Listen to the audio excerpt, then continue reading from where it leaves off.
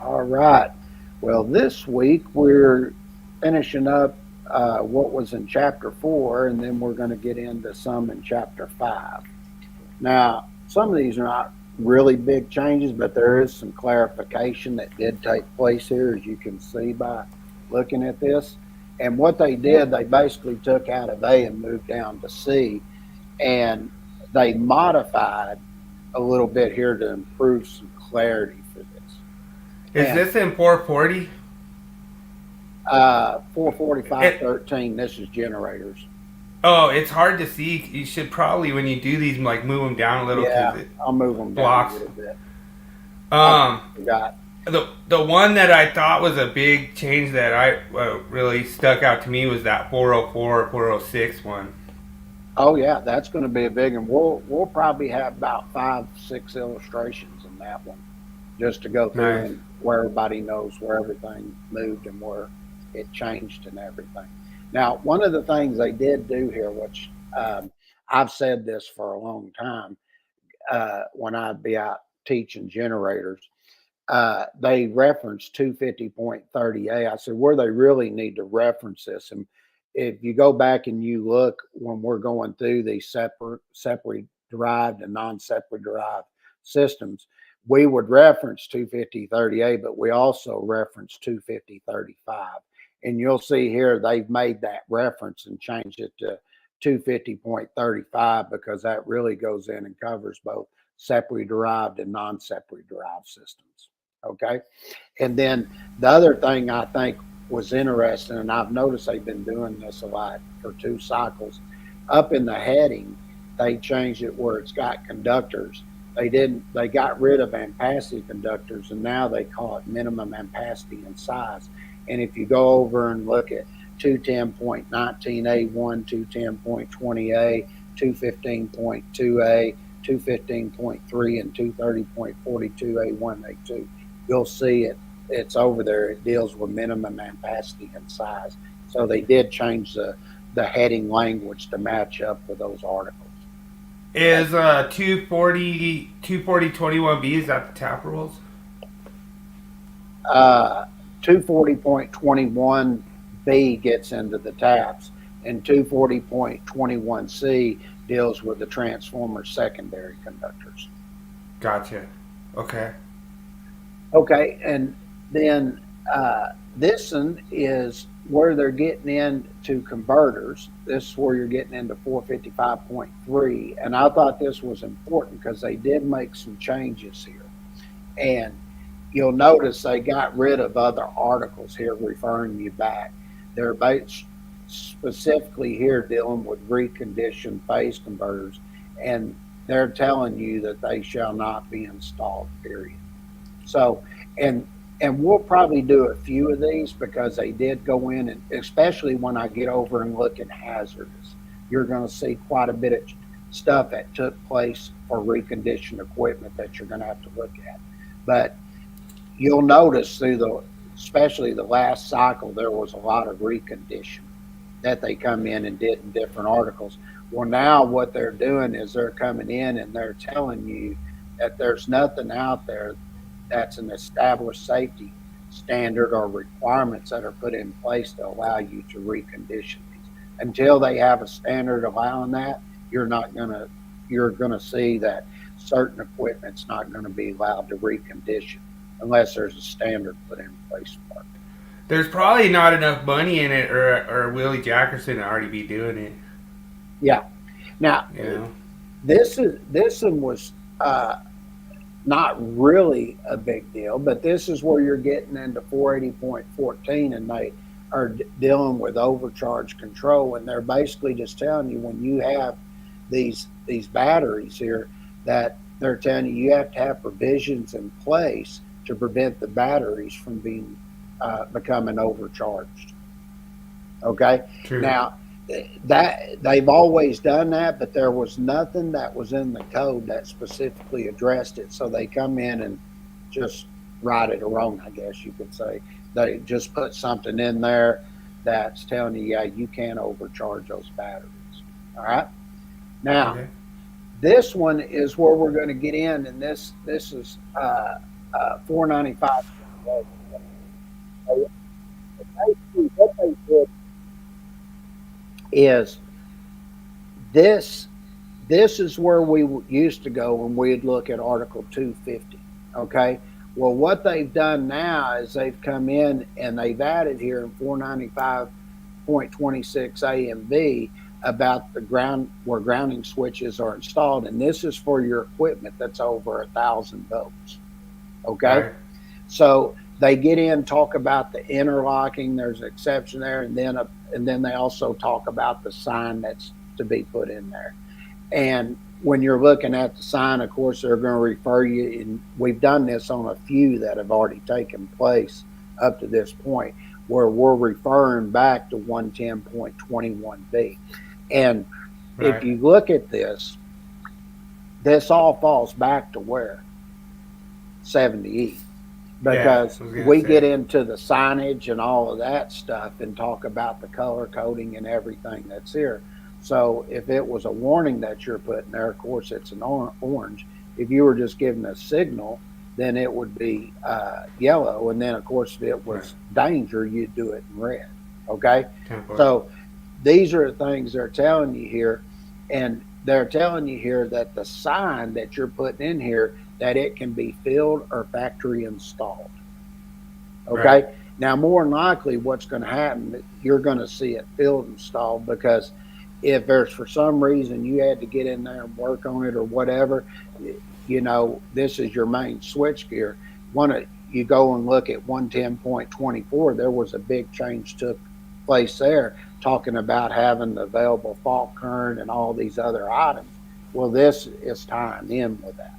Okay. Nice. So this is a change that just took place dealing with the grounding switches. And then we get it, that was all in chapter 4. Then we get in to our hazardous locations. This is 500.5D where they made a change here. And what they did here is to make it clear that where you have metal combustible fibers or flangs, they have to be in quantities that are present in order for them to be considered hazardous. Okay. And Right. that's what they're talking about here. And I want to point out here, these are in quantities that makes it hazardous, and it doesn't matter if it's in a normal or abnormal operating condition. Oh. Okay. So these Wow. metal dusts are combustible. All right. And Yeah. what happens a lot of times is you'll have in these factories, they'll have a crew that's put together that does nothing, that goes in there and just cleans up the area. And in Right. other words, they try to keep it from caking up too much, because you get too much on there, then what'll happen? Then closures get hotter. Okay. Sure. So that deals with dust and all that. So that's another thing you need to go. In this case, you would go look at NFPA 499 to help uh, correlate with this. So when you look at our code change publication, it'll be coming out for 2026. We will correlate this with some different NFPA 499 standards, because it deals with your dust and fibers and flames. Right. Okay. Now, this is a big change here that they took place in. And I just want to go over and show you here. This comes in, and what they're telling you, that they took the dot 30 sections that were in parts 1 and part 6 of Article 250. All of that's been moved over here. Okay. And Okay. and they tell you here, they say additionally, based on 90.3, chapters 5 through 7 can only supplement or modify chapters 1 through 4. Okay. Right. Now, you've heard me talk about that before. So, Mm-hmm. what they did is to make sure that the parent text that they revised here is in compliance with the bonding and grounding requirements that are in chapter 2.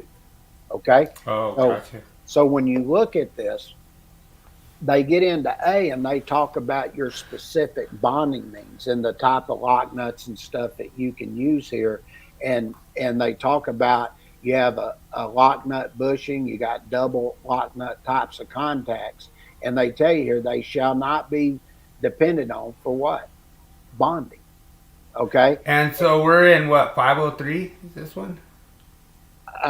No, What this is is this one? 500.30 here. Oh, gotcha. And as you get in and you start looking at all of this, it gets in and gets in to your specific bonding when you have flexible metal and liquid type flexible metal conduit. Okay. Right. So all of this is bonding that we were already applying, but what they've done now, they've moved it over here in the 500 series. Okay. Right. So everybody's going to, but you'll see, just like give you an example here. If I look at B2 down there and look at one, blister type, liquid type, flexible metal conduit, 6 foot or length, 6 foot or less in length. See there? With Uh fittings huh. listed for grounding.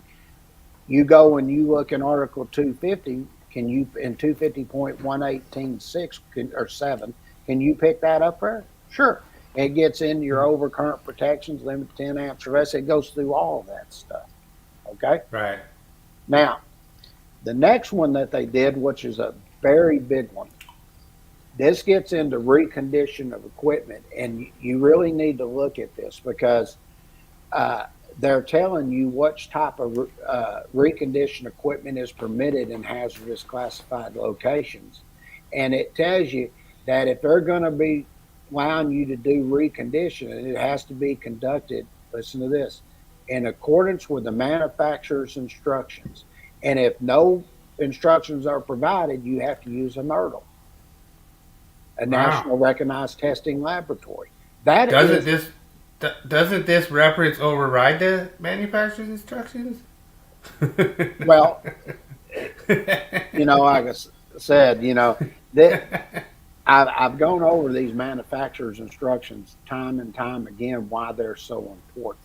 And when you look at stuff like this is where you're in hazardous areas. So it's very important that you know that you can use the manufacturer's instructions if they allow recondition. If not, then you can come in and have a third party come in. And that's where I was talking about the field applied labels and stuff, which perfectly rolled in with the myth of the week this week. True. Okay. And one thing, we had a question from David over on Facebook side asking if this would correlate with NFPA 70B.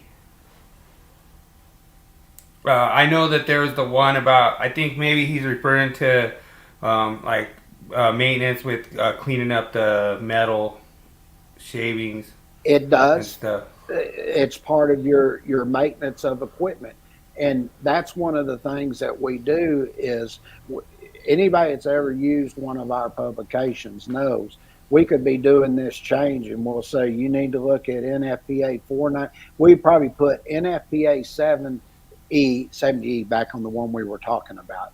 We'd give you the Mm-hmm. section there to look at. There'd probably be two sections there we would look at. Then we would go in, I think there's about three sections I would look at there in NFPA 499. And then we would tie the maintenance portion of it because of cleaning and stuff like that in 70B. Okay. Good Yeah, question. good question, David. I appreciate it. And then if you look at your reconditioned motors or generators, they come in and they tell you that you can have these reconditioned, but they have to be listed as reconditioned. Okay. True. So when they're installed or reinstalled in a hazardous classified location. So this goes through and just tells you some of the things to look at as far as dealing with a motor or generator. And then it gets in, talks about one that has explosion proof construction features. You'd look at that and it talks about when it's removed from service for repairs, including replacement of failed bearing. So it goes through and tells you some stuff. Then you get your intrinsically safe equipment down here, and it says replacement of printed circuit board assemblies or modules with a like for like components provided the original manufacturer shall be permitted. So if you're going to change something out, it has to be from that manufacturer. You just can't use somebody else's board. Okay. True. And then it gets into intrinsically safe equipment. It just tells you it's not permitted at all here um, uh, uh, to use intrinsically safe, but I can if it's from the original manufacturer. True. Okay. Yeah, and like I say to David's point, a lot of these changes are actually to correlate with different standards, to correlate with 70E, to make 70E correlate with 70B, and kind of create this little triangle between the different standards, so that they all kind of make sense, and we all are kind of following a modified standard that is all cohesive across all the different you know, fields that we're in, whether we're in manufacturing, done a lot of industrial, and they just don't want anything falling through the cracks. Sure. And this one's a pretty good, and this is 501. I think it's 130, if I'm not mistaken, or one. I think it's 130. But this particular one, this is getting into retrofit kits. Now, when they just didn't have it over here, so they added it. But when you're putting these type of kits in, they have to be listed and labeled for a hazardous classified location, first and foremost. And uh, they also tell you here that when you're putting these retrofit kits in, that they're not going to alter the area of the classification. Okay. Now, uh, one of the things I would point out here is when you get into C1 and it talks about modification, okay? And it says Mm-hmm. modification of existing luminaires to change the lamp type, such as for light emoting diodes, LEDs. It says shall be permitted using retrofit kits listed for the location and suitable for field installation in luminaires according with the instructions provided. Now, one of the things, and I can go down the next one too, but the main thing I want to point out here is they're telling you you have to consult the instructions, the manufacturer's instructions. Now, we've done 3 of these already, and if you pay real close attention, you're noticing they're really keying in on the manufacturer's instructions. Right. Okay, so this is one that people need to pay attention to. We'll have some good things in here put in about this one too. But the other thing I would point out here is when you get down to 3.3 down below it, it says that it also has to identify the manufacturer's name and replacement lamp type model to be used. So they're making Right. absolutely sure when you're using these that you know the manufacturer's name, so you can check those instructions to make sure you're using the right type or model that you're going to replace with here. Okay. Right. All right. Right. And that gets me through this week on the changes for 2026.